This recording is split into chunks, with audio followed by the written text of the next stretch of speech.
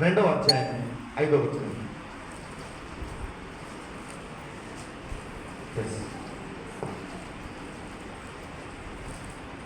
మీరు ఎరిగినట్లు మేము ఇచ్చకు మాటల్లో నేను ధనాపేక్షను కప్పిపెట్టు వేషమునైనడో ఎన్నడూ వినియోగింపలేదు. 1 తెస్సలోనిక 2వ అధ్యాయము 4వ వచనం.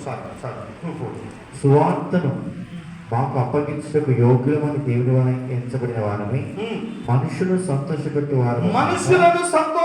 వారము కాక మన హృదయములను పరీక్షించు దేవునిని సంతోషపెట్టు వారమే బోధించు. మన హృదయములను పరీక్షించు దేవునినే సంతోషపెట్టు వారమైనట్టు బోధించుచున్నాం. అంటే